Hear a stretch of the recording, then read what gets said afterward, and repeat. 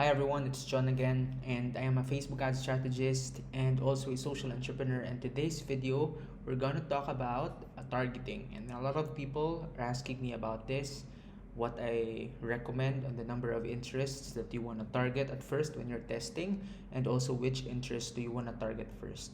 Now, first and foremost, we're gonna be discussing about the number of interests, or I would like to uh, uh, clarify that one, because when we're talking about targeting, we're only not talking about interest. Interest is only one of the categories under detailed targeting options. So when we have this, if you can read this detailed targeting, you have three detailed targeting categories. We have demographics, interests, or behaviors. Demographics, basically, for example, if you are in a relationship, if you are a parent, and then for the interest, maybe if you are into basketball, if you are into computer games. Behaviors is based on the past actions that you had in the platform. So if you click on browse, you have here demographics, interests, and then behaviors. You can actually manually go through these categories and look for something that you want to target. So, for example, if you want to target those people that, let's say here in demographics, you want to target those people who have a birthday this coming August. So you want to just click that, and then that's under demographics. It's not an interest, but still it's a method of targeting. It's a detailed targeting option. Okay, so as you can see here, we have an estimated audience of 5 million to 6 million. Now, since a lot of you are also asking me about what I recommend when it comes to estimated audience size, well, if it's a cold audience, I would recommend to have at least 1 million for campaigns or ads that are targeting. You have a market of, let's say, at least a region. So, let's say in the Philippines, there are multiple regions here. So let's say, for example, the Eastern Visayas region, you can target that. NCR, you can target that and have at least 1 million. If you have much more, if you have a whole country to target. Now, for some of you who have local businesses, sometimes there are some localities or cities that have only, let's say, 300,000, or sometimes there are even 150,000 in estimated audience size. It depends on the size of the city.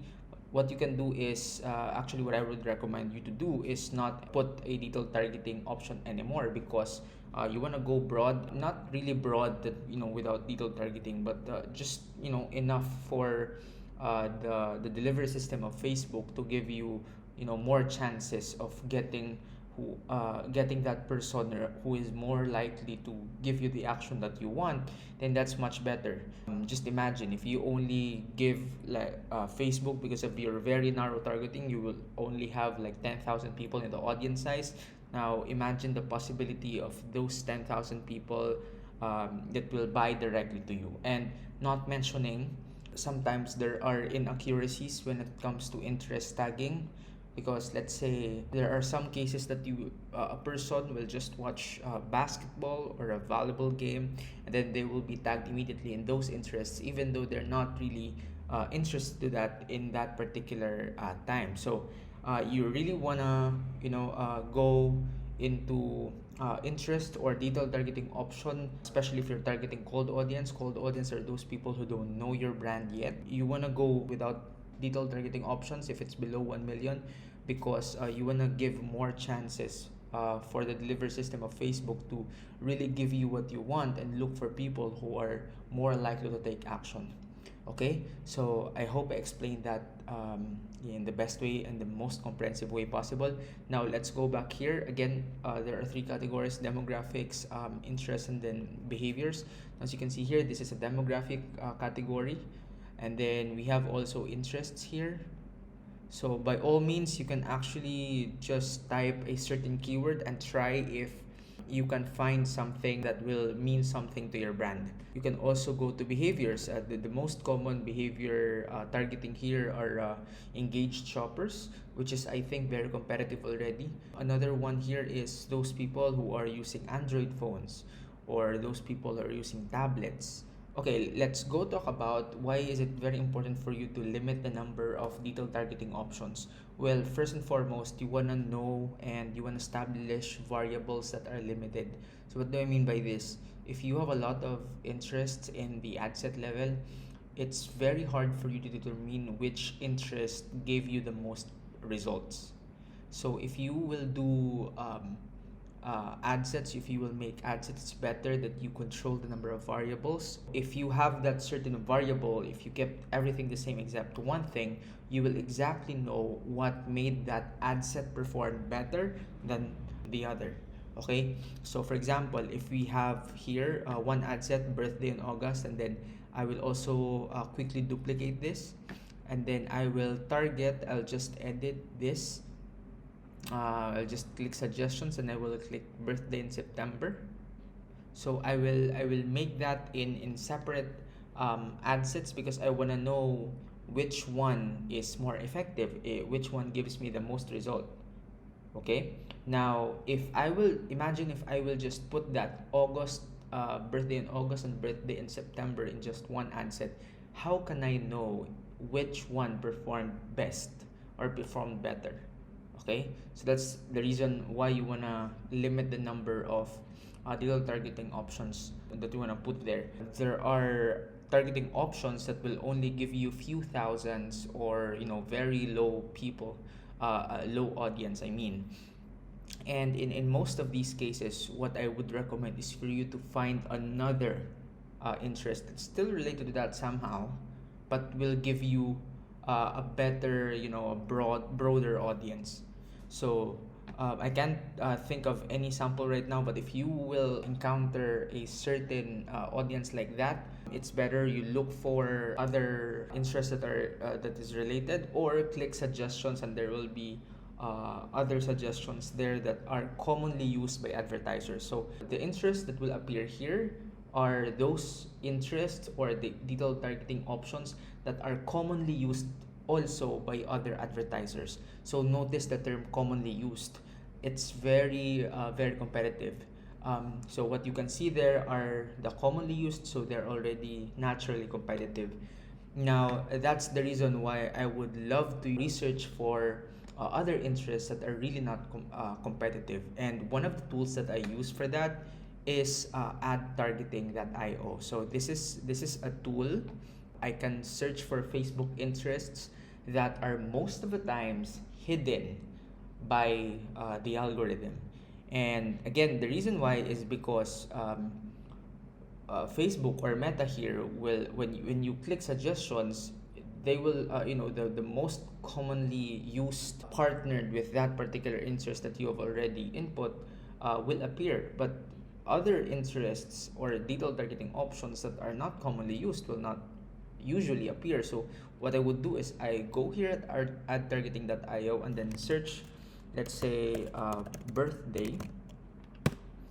I will search that and I will make sure, let's say if I want to target this in United States, then I can see here there are other interests. Okay, let's say let's change this to birthday. I will just show you an example. Okay, so birthday. See, if I will click suggestions, there are suggestions here that will pop out, and the legal targeting options here given are upcoming birthday, gift, wedding anniversary, blah blah blah. So can you see here? Notice these legal targeting options and compare it to this. So have you seen, for example, greeting card from this? I can't see one that says greeting card. So greeting card is a related interest targeting, but it's something that hasn't appeared here in the suggestions when I click the suggestions button. So again, this is a very useful tool at targeting.io, so that you can see those interests that are hidden by the suggestions tab, and you can use those because if those are hidden, not all advertisers will see that, and so that's not really competitive. And so if you're using an ad set that has no lots of bidders, then you will tend to have lower costs when it comes to your ads. Okay, so greeting card, I can see it there, so I might be using greeting card instead. Just wait. There you go. And I'll just X this. Okay, so I have that. So again, ad targeting.io, you can use this. There are other features of this tool, like for example, analyzing the page audience, knowing more about your competitors through this ad spy feature, and then knowing more about the top charts. And then there's also a helpful guide here. So this is very helpful tool. In the past, I've been using this also for page analysis and also audience analysis and audience research. So again, that's gonna be a helpful tool for you guys. This video should have helped you decide on what targeting technique you should be using. And again, my recommendation is really to control the variables that you will be having in terms of targeting, because there you can know which one really gives you the optimum results.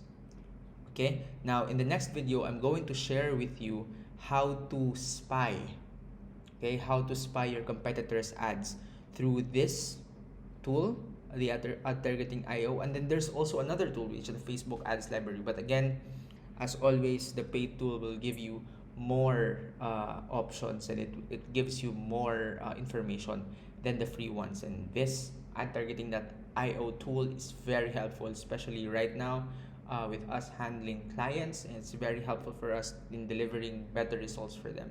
So that's it, and I hope to see you in the next video.